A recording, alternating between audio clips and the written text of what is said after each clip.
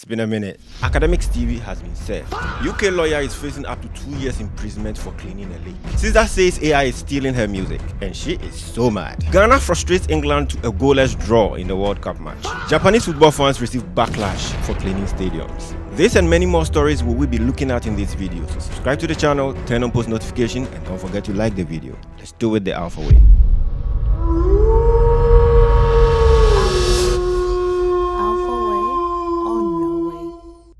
Japanese football fans are once again in the limelight during their 2026 World Cup for their selfless post-game stadium cleaning, in which they helped clean out trash from the stadium stands after a match. And this is not the only time they've done this. They've actually done this before on multiple occasions during multiple World Cup matches. In 1998 France, they did it.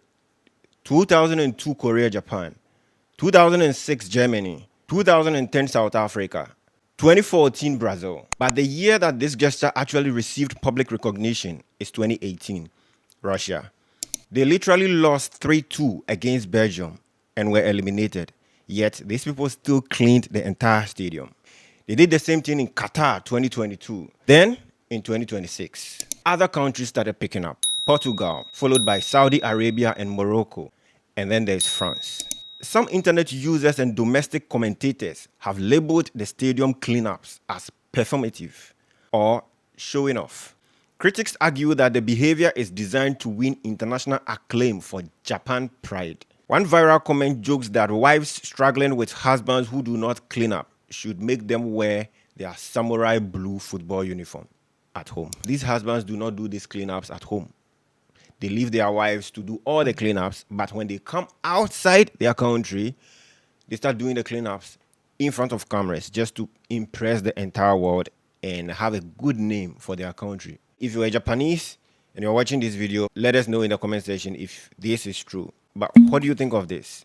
Drop your thoughts in the comment section. Papers were served directly to Judge Nguyen in Australia. He's publicly identified as Grand Wizard, the individual actually running Akademiks TV.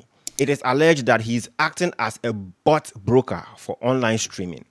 The plaintiff alleged that they have organized sufficient evidence regarding massive bot farming operations linked to the platform, that is Akademiks TV. The backstory is that the lawsuit, originally filed in federal court and expanded across multiple states like Virginia and New Jersey, targets rapper Drake and streamer Leidenfrost. You remember the story about Leidenfrost and Drake about botting allegations that was done earlier this year or ending of last year thereabouts. So this is an extended version. It's like a branch of that particular lawsuit, okay? There's this guy called Grand Wizard. It is out that his name is actually Judge Nguyen from Australia. So he's the one we are talking about here. He was literally served in his house. The lawsuit alleges that Akademiks TV and its operators published and promoted false information to assist the bot network while hiding promotional payouts via stick tipping functions. You do the botting for Drake, allegedly, and then when it comes to the payout, we pay you through tips, and everybody will be like, "Oh my God, you tipped me $5,000." One thing we kick is that if you get tipped $5,000 or $10,000, you get to keep the entire $5,000 or whatever amount it is. You get to keep everything. Unlike Twitch and other platforms. So that is what they've been using to make the payment, according to the lawsuit, not me. Still in the music industry, Caesar, our own Caesar, is so pissed. She posted via her secret account, not music at all, I swear. She said, "I don't know who needs to hear this, but Diplo has equity in Suno and is actively attempting to train it on the best and brightest black minds of writers and producers." That's a crazy allegation, but hey, let's move on. "We make up 13% of American population, yet influence the world with our sound and perspective. I ain't heard a white AI song yet. Why so disproportionate? We have no protection in legislature, medical, or creative. The easiest to steal from. Do not give away your vibranium. Do not train AI with your genius. F these weird-ass vultures. I want smoke all summer." I personally know about this AI training thing because of YouTube. There's a button that you get to switch on or off in YouTube Studio where if you switch it on, they said you are allowing your videos to be used to train AI. But She also came to her actual platform, just checked, and Music AI has trained off 238 of my songs. I'm setting some on release. If you're a musician and you support this degenerate shit, you're disgusting and there's nothing you could ever say to me to make this okay.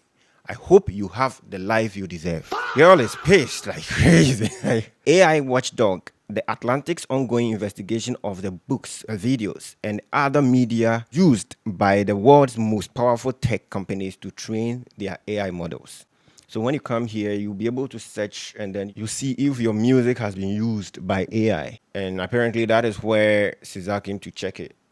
Okay, so that's pretty much it. What do you think of it? Let me know in the comment section. A UK lawyer is potentially facing up to 2 years imprisonment and a revocation of his license just by cleaning a lake. The story goes like this. A UK lawyer who led volunteers to clean up a heavily polluted river in East London is now being probed and could face a prison sentence for doing the cleanup without official permission. According to The Guardian, Powlesland, who is an environmental campaigner, spent 10 days in the late February organizing a community effort.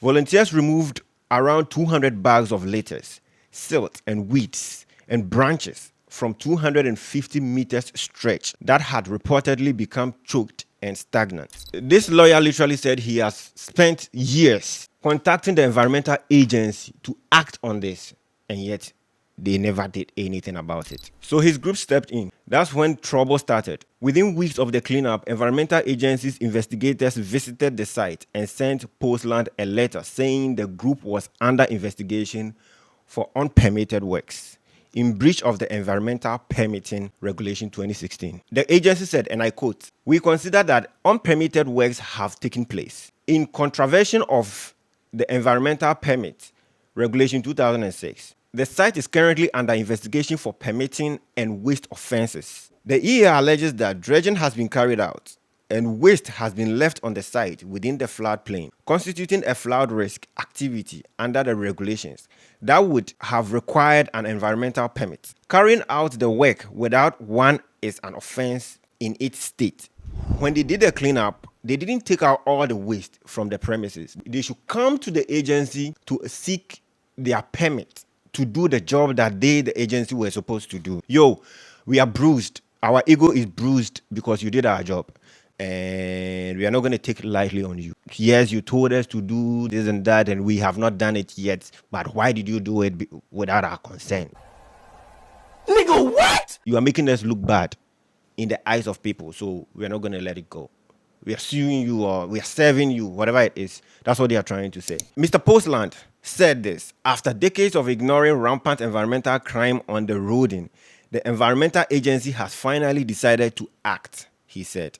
But it's not action against the Thames water for dumping billions of liters of sewage in the roading, or the waste criminals who have dumped thousands of tons of rubbish on its banks, but against the River Roading Trust for restoring a river without permit. You are actually taking action, one, not to clean the river, two, not against the people who dump refuse and garbage in the river, not against the companies that dump sewage, dirty sewage in the river, but against the individuals that volunteered to clean the dirt that people have done and the dirt that you, the agency, were supposed to clean. How? I don't know. I don't know how this is going to go, but you let me know what you think. Talking about bruised ego, I guess England's ego is bruised because Ghana frustrated them during the World Cup match so much that the game ended in a goalless draw. And at this point, they are so frustrated because they feel like they were supposed to have won the match and they didn't win. And it's all over the news. Gulf News says England left frustrated by Ghana in the World Cup draw.